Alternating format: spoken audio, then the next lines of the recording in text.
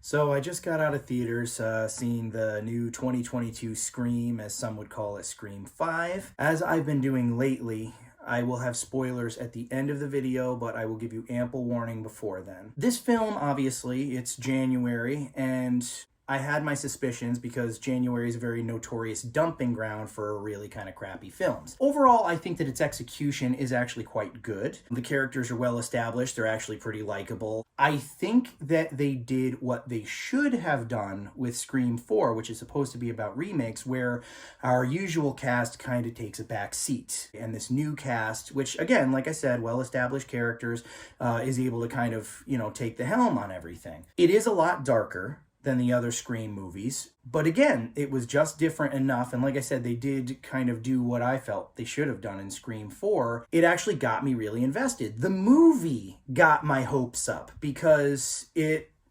actually was going very, very, very well. They even at one point, when they're bringing up the whole topic of requels, like Halloween, named Halloween, Candyman, etc., etc., etc.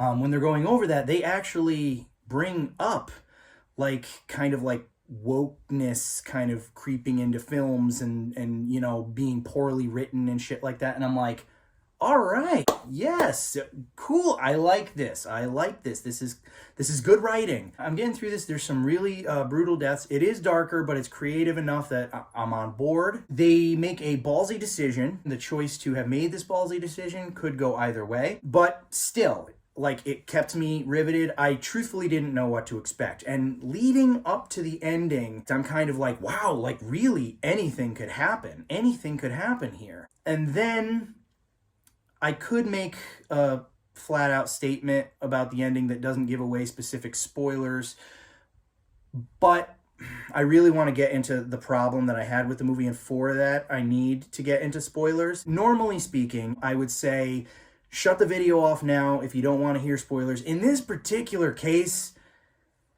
if you want to stick around, that's up to you, man, because this could easily be a warning. This is a warning. I'm about to get into spoilers. Your choice. Your call. So, the big decision that they make in this film is that they finally kill Dewey. It's not the fact that they did that. There is something I've been saying for a long time, that it's like, wow, isn't it convenient that the same freaking 3 characters have survived every single freaking movie? It's like the stakes are never upped. Okay, so I give them credit for doing that. And not for nothing, it's effective. At this point, these characters feel kind of like friends. So and I could tell, with my buds in the theaters, we were all sort of like, oh no, because it was a big bloody death. Give them props for going there. It wasn't like one of those things where I was like, oh, I'm done with this movie now. I was sort of like, no. That was a ballsy choice.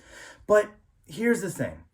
If you're going to do that, earn that shit. And furthermore, if you're going to do this whole subverting expectations thing, especially if it's going to be a commentary on a requel and kind of rebirthing a franchise or something, throw something new in there. And that's the biggest fucking thing, okay? Because at the end of this movie, Gail gets hurt. Sydney is walking up the stairs. This is Stu Macher's house, and she's on the phone. I think you see it in the trailers. I've seen this movie before, and the killer goes not this movie, you haven't. And I'm literally there in my seat oh my God, I think Sydney's gonna die. Because again, you have to understand, they did what Scream 4 didn't, and they put those characters kind of on the back burner. This story really centers around these new characters. Our old fan favorites don't really come in until the latter part of the movie. So I'm thinking all bets are off, and it's building up, and I'm thinking there's going to be a twist. There's going to be a twist. Something weird is going to happen. I'm still expecting to be blown away by something. They're going to earn that death of Dewey Riley scene. Actually, at first what I thought they were going to do is, I thought that there was going to be a third killer.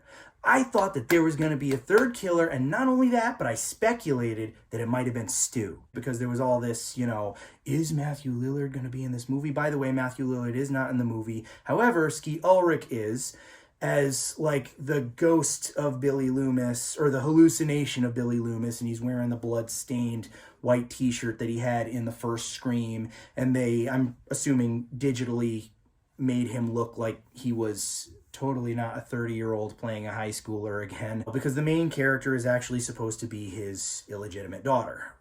Whatever. But it's like, then it's just the two killers, and they're just the same generic two killers. This time, when I do my remake, it's gonna be best because of this, and we get to be the heroes. Like, after a certain point, I'm like, we're not getting this ending, are we? We're not getting the ending that this film deserves, are we? Even Sidney Prescott and Gale saying, like, we've heard this before. I'm here in the audience thinking, yes, and you know what? We've heard the fact that you've heard this shit before in other sequels. Wow, the meta is getting real now, because now my life is becoming a movie reacting to you, reacting to another movie. It is so fucking derivative. And the characters' motivations, it's derivative. It's the same shit. We're gonna do it. This is our story, and we're gonna do it better because we didn't like the way the 8th Stab movie came out, so we're gonna set it right. And it's like, really? You had this film that was doing a lot of things right, was making some really ballsy choices, and then it's just like, slap a generic Scream ending on it. At this point, I don't care. I was going to say, God forbid they make another Scream movie, but at this point, it doesn't even matter. It ended at Scream 3. Anything that comes out after this, as far as I'm concerned, is fan fiction. Scream is supposed to be a commentary, lovingly poking fun at the formula of horror movies. It had started to become, and is now firmly, exactly what it was trying to poke fun at. I'm sure that the directors are like, yeah, but that's the point. It's supposed to be derivative. We point out how derivative it is.